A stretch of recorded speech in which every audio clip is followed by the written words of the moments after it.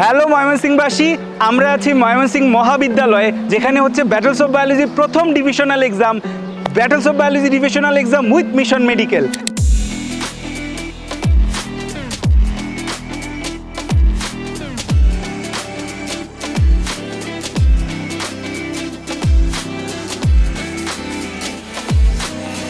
এখানে already student আসা শুরু হয়েছে। আমরা ফার্স্টে 350 জনের অ্যারেঞ্জমেন্ট করছিলাম, এরপর সেটা 500 করা হয়েছে। এখন অলরেডি 700 থেকে 800 স্টুডেন্ট অলরেডি উপস্থিত হয়ে গেছে। ওভারফ্লোডেড, ওভার ক্রাউডেড হয়ে গেছে। থ্যাংক ইউ ময়মনসিংহের সকল শিক্ষার্থী যারা আসছো। সো পুরো প্রোগ্রামটা সাথে থাকো এবং ইনশাল্লাহ এই ডিভিশনাল এক্সাম থেকে ময়মনসিংহের টপাররা বের হয়ে আসবে। তারপরই বাজে বিপত্তি। 700 পর্যন্ত শিক্ষার্থী ঠিক ছিল, কিন্তু শিক্ষার্থীর সংখ্যা বেড়ে দাঁড়ায় 1000 প্লাস।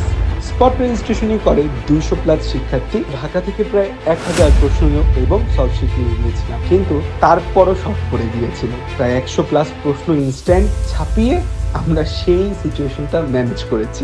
প্রথমে না হয়েছিল 6টা রুম, এরপর নিচ্ছি 8টা রুম, এখন পুরো স্কুল। তাও হচ্ছে আমরা জায়গা দিতে পারতেছি না, এত শিক্ষার্থী ময়মনসিংহ ডিভিশনাল এক্সামে আসছে। আর সবচেয়ে মজার এবং ভালো লাগার বিষয় হচ্ছে এইচএসসি 25 ব্যাচের শিক্ষার্থী ছিল প্রায় 130 প্লাস। তাদের জন্য আমাদের আলাদা একটা রুমই বরাদ্দ করা লাগে। তোরা এত আসবি জানলে তোদের জন্য আলাদা সহজ বাচ্চা মার্কা, বেবি মার্কা প্রশ্ন করা উচিত ছিল। প্রতিটা হল ঘুরে ঘুরে ওদের থেকে প্রশ্ন সম্পর্কে জানলাম। প্রশ্ন খুব সহজও না, আবার খুব কঠিনও না, ওরা বলেছে। আসলে এটাই মেডিকেল অ্যাডমিশনের স্ট্যান্ডার্ড, যে প্রশ্ন খুব সহজ বা কঠিন হবে না, প্রশ্ন হবে প্রশ্নের মতো। ময়মনসিংহের অভিভাবকরা পড়ালেখা নিয়ে যথেষ্ট সিরিয়াস মনে হলো আমার কাছে, এবং তারা তাদের বাচ্চাদের সাথে এসে বসে আছে এবং তাদেরকে একটু বলে আসলাম তার বাচ্চাদেরকে যেন অ্যাডমিশন টাইমে নজরদারিতে রাখে এবং তাদের পড়ালেখায় উৎসাহ যোগায়। ময়মনসিংহবাসী সবাই কেমন আছে? সবাই কি পড়ালেখার সাথে আছি? দেখো, পড়ালেখা, তোমরা সবাই এখানে আসছো একটা পরীক্ষা দিতে। আজকে এখানে প্রায় 1000 শিক্ষার্থী একটা পরীক্ষা দিতে এসেছো। তোমরা এডুকেশনের সাথে জড়িত বা শিক্ষার সাথে জড়িত এরকম একটা মানুষকে তোমরা দেখতে আসছো বা তোমরা পরীক্ষা দিতে আসছো। তোমরা নিজেদের যাচাই করতে আসছো, তোমাদের অভিভাবকদের নিয়ে আসছো। তোমাদের সবার জন্য জোরে একটা করতালি হবে।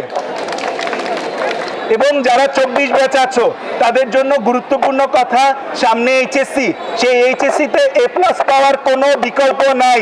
এইচএসসিতে এ প্লাস পাওয়ার কোনো বিকল্প নাই যদি তুমি সামনে এগিয়ে যেতে চাও। তাই সামনের যে 44 দিন বাকি আছে, সেই 44 দিন নিজের জান, জীবন, প্রাণ, ধৈর্য, সহ্য সব কিছু দিয়ে পড়ালেখার জন্য আমরা সর্বোচ্চ চেষ্টা করব। করতে পারবো তো? করতে পারবো তো?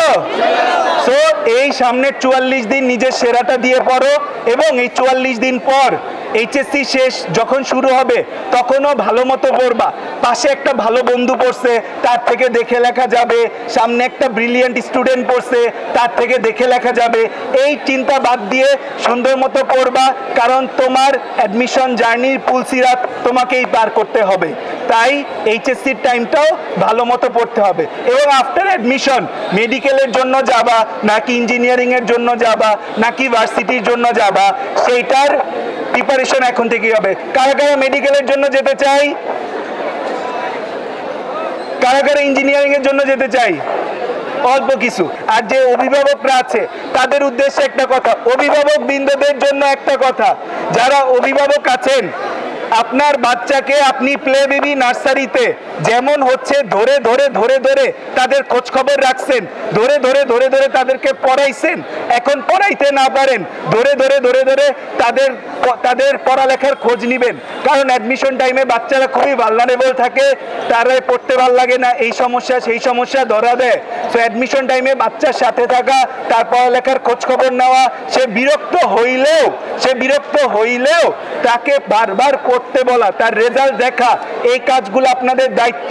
বাচ্চা যতক্ষণ পড়তেছে তার সাথে লেগে থাকা, রাতের বেলা লেট নাইট পড়লে সেগুলোর খেয়াল রাখা, এটা খুবই গুরুত্বপূর্ণ।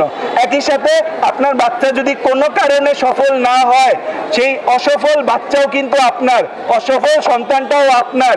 সেই অসফল সন্তানটাকেও সাপোর্ট করা এবং সামনের সফলতার জন্য চেষ্টা করা, এটাই হচ্ছে আপনাদের কাজ।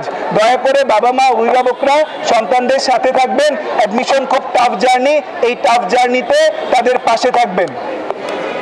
সবকিছুর পরে পরীক্ষা শেষ হয়েছে, এরপর সবচেয়ে বড় চ্যালেঞ্জ যেটা নেমে আসলো সেটি হচ্ছে রেজাল্ট দেখা।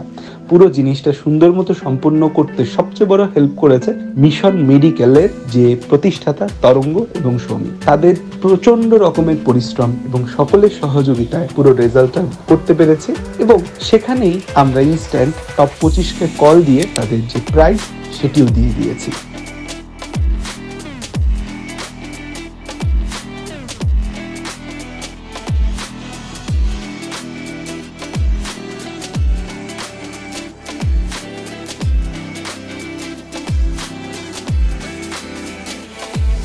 ময়মনসিংহ,